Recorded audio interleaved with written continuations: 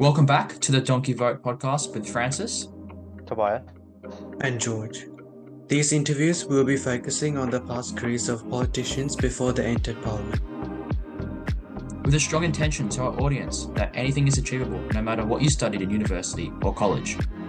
If you like this sort of content, please make sure you like, subscribe, comment, and share with your friends.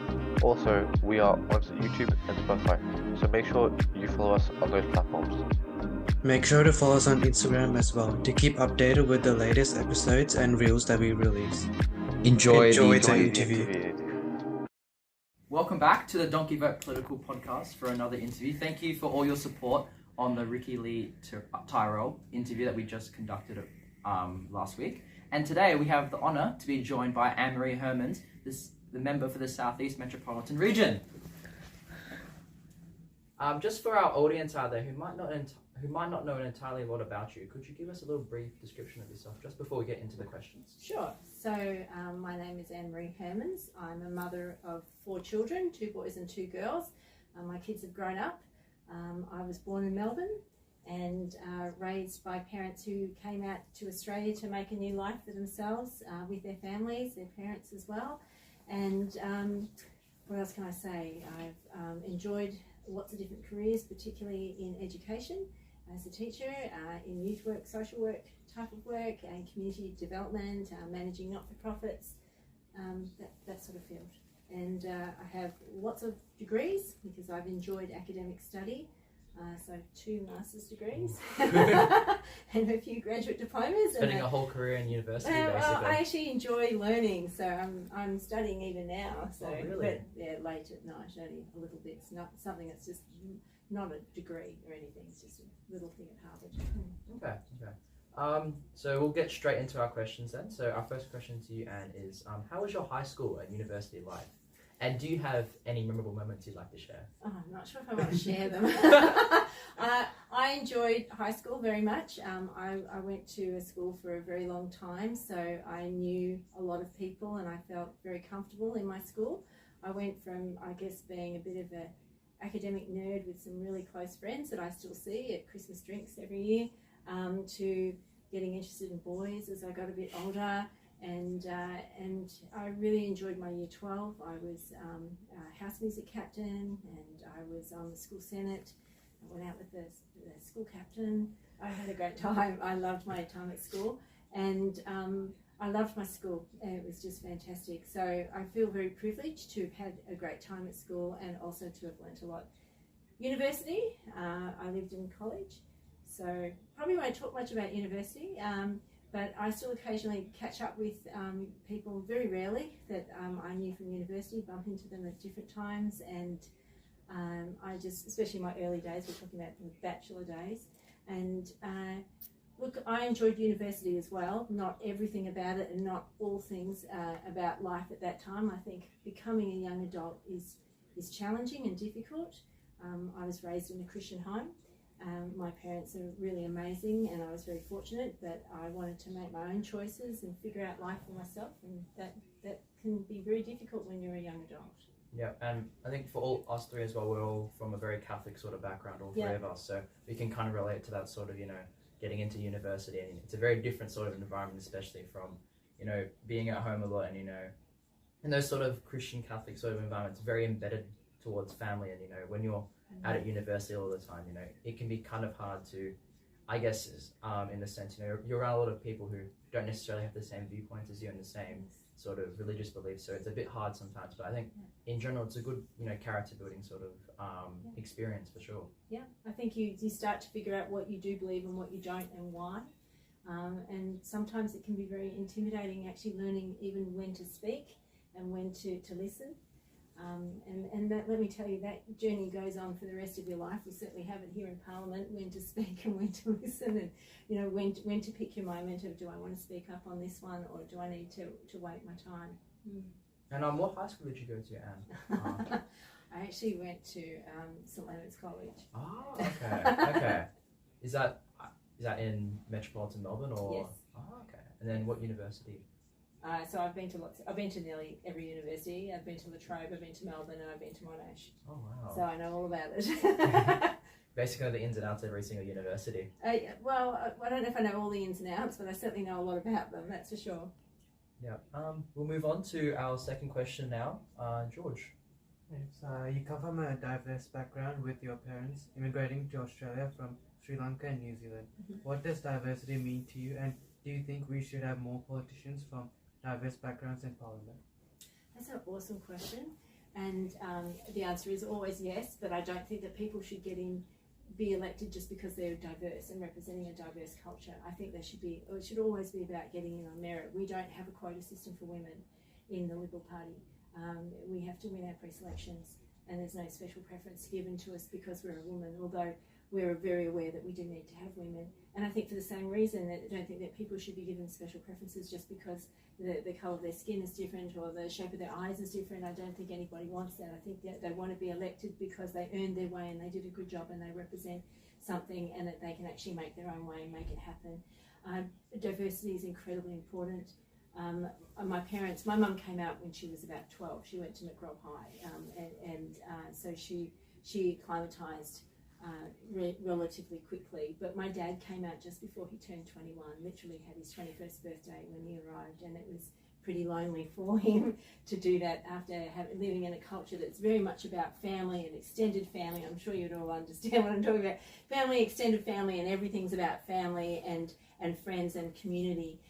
So when my dad got out here and my grandparents, my dad had this idea that maybe we should start some Sri Lankan organisations so that people that come from Sri Lanka have a community around them and can acclimatise and find it easier. So some of the oldest organisations were actually started by my family and some of their friends, and they got together. They still exist here in Melbourne. And so there were 3 different organisations that my family were very involved in starting up for the Sri Lankan community. So I was raised in an environment where my grandparents would prepare meals to meet the people as they came off the boat, and to help them find somewhere to live, and to find a job, and to help them get settled, and then to become part of community that could actually support them. So that was a tremendous privilege to grow up with that. I took it for granted, but I grew up in an era where we were asked to assimilate and not celebrate multiculturalism. So as a girl going to school, and you might look at me and say, well, you look white, but to everybody around at that time, I was quite brown, and people would always say to me, where are you from? And I was born in Melbourne. So it was really hard for me. And I had cousins on my mum's side that are all really fair and freckled and redhead, and I would forget that my skin was a little bit darker until someone would say to me, well, where are you from? And so at school in year 12, we did it all about assimilation. Like, how do you become, yes, it was all about, how does a person from all these different migrant backgrounds, how do they become Australian? And that was really, looking back, I just suppressed all the multiculturalism that existed. That was a massive part of my life. I didn't share it with my school friends. I didn't share it with my uni friends. Most of them wouldn't even know very much about it because it was my life that I did when I was away from school. But in school, I just wanted to be like everybody else. So I don't know if I've answered that question really well, but at least I can say, yes, I do think we should continue to have diversity, but yes, we should always be looking at people that we can celebrate, that are offering their gifts and skills, and they bring a skill set to the party and to the parliament. Yeah, because I think in general, if we just have, a parliament of just diverse backgrounds, if they're not necessarily good at their job, parliament can't really function correctly. So I think it's always important, it's always great to have people with diverse backgrounds, whether that be, from different sorts of work, different sorts of diversity in terms of culture. But if they can't really, work in Parliament correctly and do what they're supposed to do in Parliament, what's the real point of having them here? They're not really doing their job correctly at all. Yeah, well, I think nobody wants to be a token. Yeah. I don't want to be a token woman, and I made that very clear to people when they'd ask me. I'd say, I'm not here to just be a token woman. And I don't think that anyone that gets in with a diverse background wants to be a token representing a diverse background, or if they do, I don't really think Parliament's a place for them to do it, because this is a place we make laws that affect people in our state. It affects how businesses work, it affects how schools work, it affects whether our roads get fixed, it affects a whole lot of things, our health system. So we don't need people that are just going to be tokens. We actually need people that are going to contribute and contribute well. Exactly.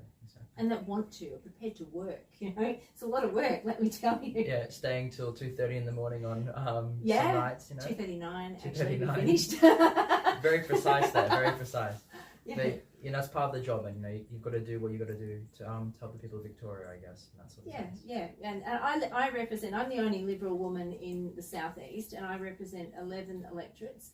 And so there's only 2 Liberal MPs in my area, and we've got Kim Wells in Rowville and Brad Batten in Berwick, and then there's 9 electorates in my area that I am the only MP to represent us and our party in that area. So it is a tremendous amount of work and a lot of ground to cover.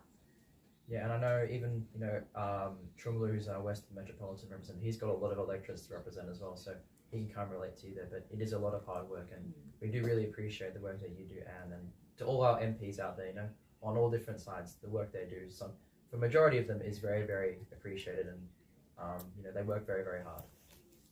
Well, some harder than others. Some harder than others. That is true. We'll move on now to our third question, Tobias. What would you say? What would you say are some of the challenges you face facing our education system now, from your own experiences as a teacher? Okay. Teaching in Victoria is incredibly difficult. For a start, I'll just start with the practical aspect of it. The practical aspect of it is that we have 1,200 teachers short in schools. That in the case of some, I had a constituent question that I just put up where the person was waiting to work in a school. The school desperately needed them to work. They were being employed and they couldn't even get approval through VIT registration to start. It took a really long time for that approval to come in. So that's the first thing, is we don't have enough. The second thing we have as problems is our education system is quite flawed now. Our curriculum is so cluttered with things that are really impacting how people. We're actually not training a lot of young people how to think. There's a lot of teachers out there just teaching them what to think, and unfortunately, a lot of that has a bias where you've got certain groups that have got a particular bend on something and they're quite activist about it. And it gets really difficult. In my own educational experience, I think the most challenging thing was having been a mother and having met people that were concerned with some of the curriculum around the Safe Schools program that was really upsetting them, and feeling that was just it was against why they came. They came to Australia, and I actually door-knocked areas where people said to me, and they were migrant families, and I completely understand, because and you would probably appreciate that. Aspiring families, you know, they come to Australia, and this is what they said to me. His mother, she was yelling at me with this curriculum, which when I looked at it, I was a bit floored at what her children were being shown and taught. And she said to me, "We've come here to give our kids a good education. This is not a good education. This is not what we came here for." And the material, I have to say, well, it shocked me, and it was highly sexualised, and I personally wouldn't want to learn it. I wouldn't want my kids to have to be exposed into a situation. There's no opt-in, opt-out that parents are being offered in some of these things. I can't say this happens across all schools. It really, each school has got a slightly different culture and a different leadership and how they go about things and how things are approached. But I do think that we have a lot of things in our curriculum right now that are anti-liberal, for instance. I think a lot of young people are programmed to think the Liberal Party is I don't know what they're being told, but it's always very negative. Like any of my kids, when they've been learning stuff, will come back and go, "Mum, you won't believe what this lecturer said, or you won't believe what I went to do a special program in the summer to get good grades in my year 12, and this is what they were saying about the Liberal Party." And I'm thinking, I'm not paying hundreds of dollars for someone to give them their ideology that's anti the party that I'm a part of. And particularly when it's built on propaganda and lies, that really upsets me. So propaganda, there's no place for it in schools, in my opinion. We're not here to take young people. We want young people to know how to think. We want them to be able to do research, and we want them to be able to access all the material so that they can make an informed decision about things in life, and not have things so censored that they actually don't have choices, and that they don't actually have the information that they need to make wise decisions. Yeah, and I think in general as well, social media plays a big part in that sort of aspect. I think, you know, as people say with social media, it's designed really just to show your one specific viewpoint and does not show anything else. So, you know, take the Palestine-Israel conflict, for example. There's a lot of young people who are very pro-Palestine, and they never really get to see the side of, you know, the Israeli side in a sense, and they're programmed to really think that, you know, Palestinian people, especially people in Gaza, are suffering, that sort of thing. It's all because of the Israeli bombs and that sort of stuff. And it's important. We understand that that's happening, but you need to take it from a different side and a different point of view from the Israelis, for example, and understand what's been happening for the last 70 sort of years. And I think in general, especially social media does play a big part in that. Not just entirely schools, but I think there's two ways. They're just in schools and social media, from my perspective, of course. And like I went to a school that I had a lot of Jewish friends at school, and I represent a electorate that has a lot of Muslims and Palestinian people as well. Like the whole region's there's a lot of mosques around my area. And I think that sometimes people can be very well-meaning in their activism, but they haven't got all the information. And I think at the end of the day, we need to be very careful about buying into these international conflicts and thinking that we understand them with just limited amounts of information. I mean, nobody should have to be afraid of becoming a hostage or having their children or taken away and having terrible things done to them. And nobody should be able to not live at peace in their own home. And so I think that it's really difficult. I mean, I've had people contact me from both sides, but at the same time we have to always remember that the big issue here is we need to make sure that we don't have terrorism. We have to remember that we want to be very careful about that no one has the right to come in and hurt another human being. And how do we create a society that's safe and respectful? And I think that perhaps your podcast is maybe partly contributing to helping people to understand what is respectful and who are people, just by giving MPs a chance to have their say. Exactly. And I think in general, what we're losing a lot in society is that, free thought and that sort of thing, and people expressing their own opinions. And with the podcast, we try and interview a broad range of politicians from, Labour, Greens, crossbench, Liberals, Nationals, just to try and show to people that, what the media does put out on certain political parties is not always true. And, they're different, and, they have different viewpoints, they have different ideas, but in all, they're here to improve the state of Victoria, for example, or the country. So it's important that, people hear their ideas and people understand that the media sometimes is wrong when, they're specifically talking about a certain politician in a certain way, which most of the time, sadly, is not true. Yeah. Unfortunately, I read things about myself in the media and go, well, nobody asked me whether this is true. So it's like, it's just an unfortunate thing. Yeah, and I think going back to your point on teacher shortages that you said in the response to this question, I think Tobias can probably speak a lot about this from your Year 12 experience with was it your Viscom teacher, Tobias? You didn't have enough teachers? 2 left. In the same year. In the same year. Was it in like a 4 or 5 month period that we had? So term 1, which was Easter break 1 left, and then right before the end year exam, gone. So that you had no teacher for your exams, and we had to use the SPC one. Yeah, so we have 2 campuses in our school, so we had to use the other teacher from the other campus because there was no teacher on our campus. Oh wow! Well, see, and it's very hard for teachers. Let me say, this is a very difficult profession to be in at the moment. I will say this, and I do say it in the chamber: teachers are underpaid in Australia. If you're in, for instance, if you're in Finland, you have to have a master's degree, not a graduate diploma that's been turned into a master's of teaching by stretching it across 2 years, but an actual master's that is all about teaching and all about education, and it is that teachers are highly respected in some countries and they're paid really well, and it's a very competitive profession to get into. That's not the case in Australia, and yet we have this bottoming out of teachers not wanting to be there. It's tough. In some schools it's tougher than others. And let me say that for since COVID, the mental health in classes, the stories I could tell you, I've had someone tell me that in the classroom, the student just gets up and starts pacing. That never used to happen before COVID. The kids that just can't sit still, they can't concentrate, they don't even want to come to school. School refusal is a massive problem right now. There's a lot of young people that they got used to having to do their own education, and now they're suddenly going into school and a teacher saying, can you sit down, we need to be focusing on this. They're like, why?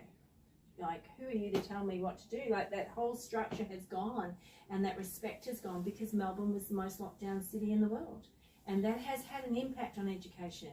It has had an impact on our young people, and it's had an impact on our state. Yeah, and I think in general as well, would you say that teachers, they should, try and get master's degrees and that sort of thing.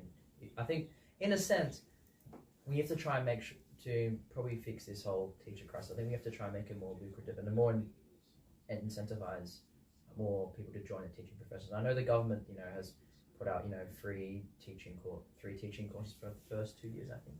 Yeah. But I think there needs to be more done. I think because it's a huge shortage, especially in rural areas. What I've heard, there's I think we were talking to Cindy McLeish, who's a Liberal MP for Eildon, and she talked about specifically in her hometown right now. Currently, there's like one teacher for a whole year group in her school that she graduated from. So it is really, really bad, especially in those regional areas. Yeah. So I think if you were paying additional money to teachers in regional areas, you're more likely to be the incentive will be there to say, well, I'm going to go into a regional area. The problem I have with doing, I think it's great, we're offering free opportunities to people to become teachers, but teaching, my grandfather said, my grandfather was a school principal, all 5 of his sisters were school principals, my mother was a school principal, and one of the things that my grandfather always said is it's one of the most noble professions. It's not something you go into because you're driven by the dollar. It's a calling. It's like a really good teacher, and those really good teachers, they're passionate about what they're teaching, they care about their students, and they'll go the extra mile to make sure you can learn. And that's the sort of person you want in education, not someone that's just going in just because, well, just give me the job, or I'm getting free qualification. Great, that's awesome. But if you want to really be a really good teacher, love what you're doing, and that goes with whatever job you do. Exactly. The more you love it, the less it is a chore. It's more a hobby in that sense. Okay, who's up? Yeah. Next question. So you also have a strong interest in youth and social work, having worked in those industries for many years. Yeah. Could you talk to us a little bit about some of the work you conducted in those? Sure. Works? So I started off, before I got paid in it, I naturally gravitated to working with young people myself, just on the streets. And then from there it branched into an interest after I got back. I spent a year in Africa working as a volunteer, unpaid. And when I got back, I didn't feel I could go back to teaching. I kind of had more of, I went for a little bit, but I really had an interest in going back into helping people in a different way.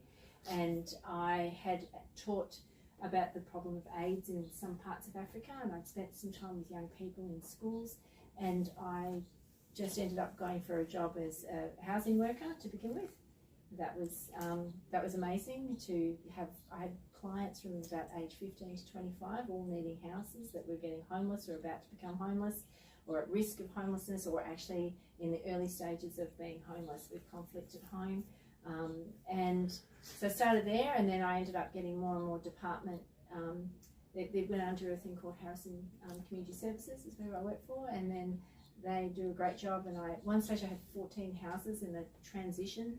It was quite huge, and then I got a lot more department kids, and I think my youngest client ended up being 10 or 12, and I found myself going into courts and doing court reports and doing lots of home visits, and working with young people, I was a case manager, trying to help them, usually a lot of wards of the state, trying to help them to get their life back on track and finding ways to do that. So I was very much a front runner, and then I've done a lot more since then. I did stuff in schools, things in Doveton, things in Dandenong, a lot of tutoring of education too, programs to help resilience in young people.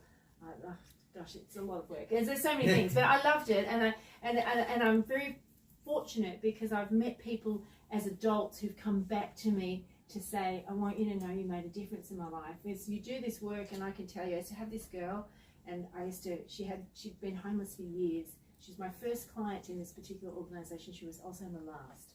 I had her for the whole time, the years that I was there, and I used to write her words of encouragement and give her these little cards, and she'd pick them up and she'd screw them up in my face, and she'd tell me to F off, and she'd throw them at me, and I just don't know why, but I just kept doing it. Every now and then I'd give her a card to say congratulations. Every time we had a milestone, flowers, and do all this thing, and she'd screw them up all the time and tell me to F off. Years later, she found me and got in touch with me, and she had named her daughter Ann-Marie, and she was living in another state, and she asked me to come and see her to meet her child, and she brought this little shoebox out, and she took it out, and inside were all these screwed up pieces of paper that had all been unscrewed, and they were all those words of encouragement. And I look at that and I think, how many people work in youth work and social work and they never get to find out that they made a difference, but I made a difference to that one, and that was just so worth it to actually find out. And so you just hope that all the others that you never find out about, that maybe you got to speak some life and promise into their lives.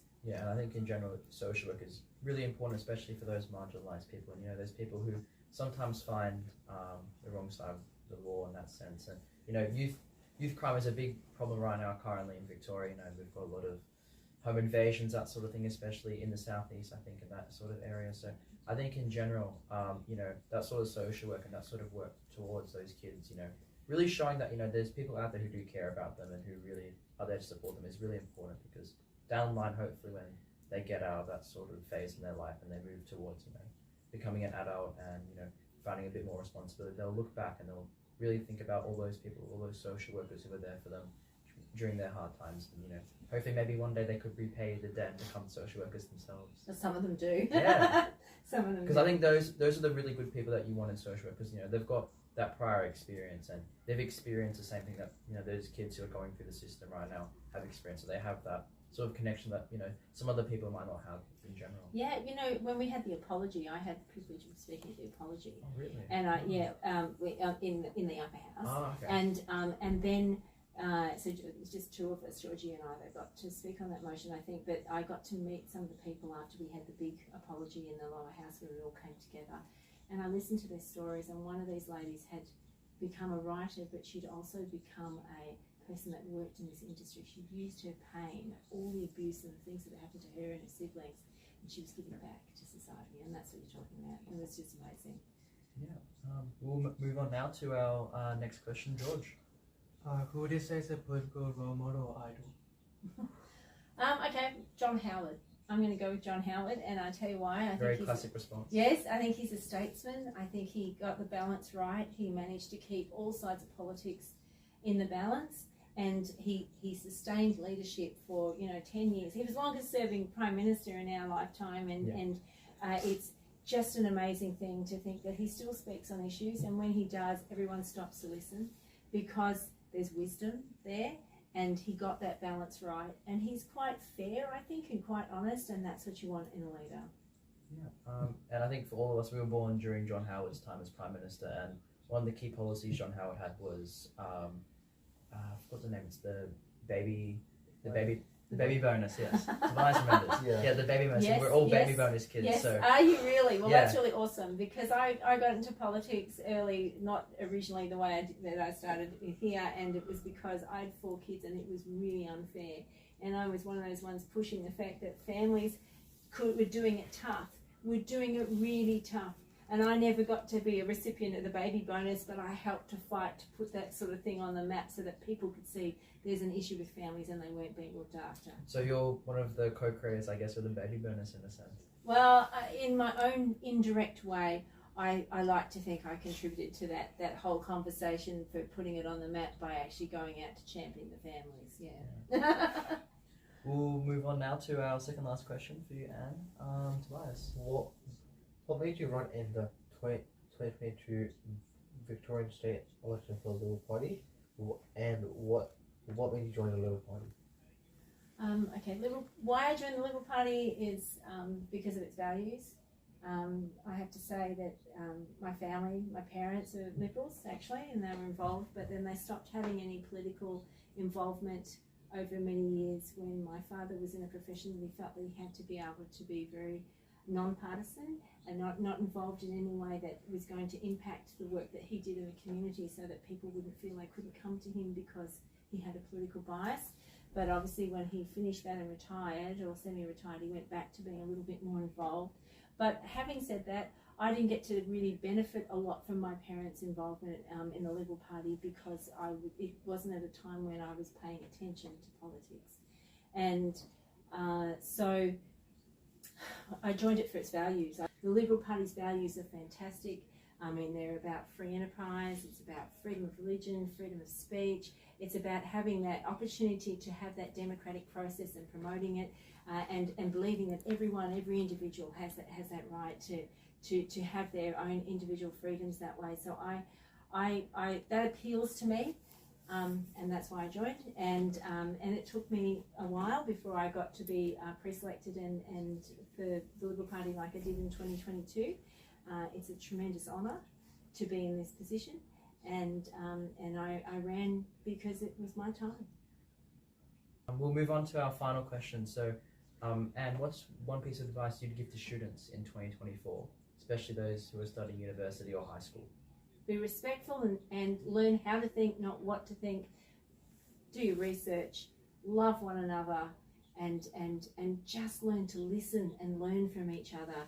It's in a kinder world where we genuinely respect each other, it can be a better place. Yeah, and I think in general, just, respect in any sort of way, whether, if you're talking to someone with a different political view, always learn to respect their political view and understand that they have an opinion on things, and don't go out of your way, I guess, to try and change them or try and push them towards your political view, because people have their own interests, people have their own ideologies, people have their own viewpoints, and sometimes it's better to, I guess, respect them and understand where they come from rather than, attack them and try and push them towards your ideology, even if, you think it's correct. Maybe for them it's not. Okay. All right, Thank then. you.